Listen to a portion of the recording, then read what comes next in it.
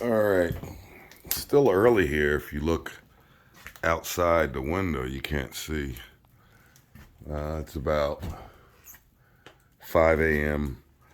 I normally get started early so I could finish early, and usually that doesn't work. So my average day is about 12, 14 hours, and it's been that way for decades.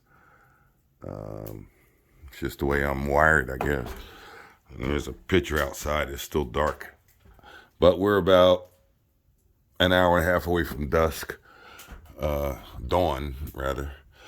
I wanted to show you where we ended up with this. This is the tub. This is the master bedroom. So we ran the cold through this framing structure that's surrounding the Keystone Cop's trunk. And then we see, I say, where you think you're going one way and you reverse. Now, originally I wanted to put the cold on the edge, and I even wrote it there.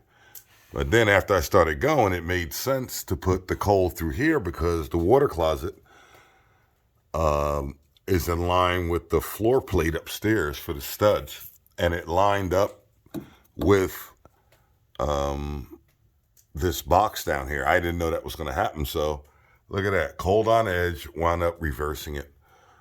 And where I passed these supports, these are just sheet metal that's wrapped. The HVAC or tin knockers used it to hang their trunks and add support to sheet metal. So I don't take a chance. What I did is I cut an extra piece of PEX and it's passing by. The one thing with water pipes is, you hear that rattling? There's going to be a video later on silencing, so you'll see what happens with that. If you got really good pressure in the house, you'll hear that when you shut off the faucet or stop the water in any spot. So we'll do a video on silencing. You'll see that. So as I went past these, I did put a wrap around this one. This one was so far away, I didn't bother. But the real challenge with this was these hangers. Let's see if I can show you one. There it is. One there. I think there's one here. And there's one, not one here, I don't think. No. But there's one here. And what I had to do was actually hammer backwards. It sounds funny, but it wasn't funny when I was doing it. To orient yourself to be able to put the fastener. There's one here. Let's see. There it is. Let's see if I can point to it. Here it is. Right here. So the nail is down here in the bottom. There's one here. These I used put this way with screws. And when I say hammer backwards, there's one here. See that? Let's see if I can turn the light. There it is. See that? That's a nailer. Not sure if you can say in the comments, I'm actually ambidextrous. So I can use my left hand as good as my right hand in almost everything. However, my right hand is dominant. So if I write in script, shorthand, Latin, stuff like that, for some reason I use my right hand. But hammering, drilling, anything I do in work, I can use both hands proficiently. I think that's the word. And I'm just as successful with either hand, striking hammer or anything.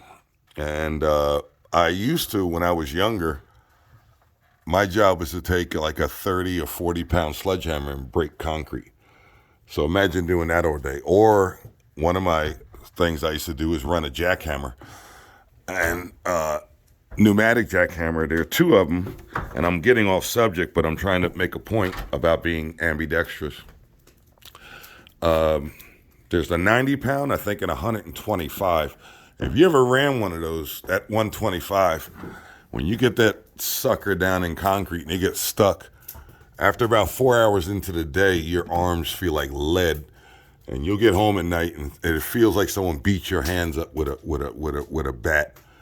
Your joints will hurt for hours after work. So, or digging ditches. So you know, that's where I started. Besides piping, there's a utility company here. I'm in New Jersey, and they will put you in a hole with a shovel for 4 years before you can touch a tool. I think it's kind of a good way. It's actually our policy as well. Everyone starts in the hole. Everyone, executives, I don't care who the hell you are. This way, nobody gets a big head. And the last bracket I managed to get in was this one and that one. And what I was trying to do was keep the piping kind of at the same level. If you notice, I did before the other video, you saw a big hump in that one, but I want to kind of keep it level. I mean, let's say it gets super cold. The owners have to drain the house of water so it doesn't freeze. I wanted to try and go uphill where I could, so that they don't have to really get an air compressor out and blow the lines out. Most of this will gravity drain. Stuff like this where you see a little trap, it's like a low spot here. If the water was shut off, open valves everywhere, it wouldn't be a problem because the ice has somewhere to go. Where you freeze and break stuff is when you're pressurized fully and the water solidifies, and you know your properties of water and ice, the expansion value and all that, yada, yada. Linear of coefficient expansion. Hey, like that one. I remember that from high school. And that's when stuff breaks. But if you drain it and you get a little ice in a trap, it'll expand and go up the pipe. The same way an ice cube does in your freezer. So just wanted to show you that. I think I showed you where these guys are coming out the wall. There you go. And we're going to put some insulation. This is the exterior wall. You see the window here. So this is the outside wall.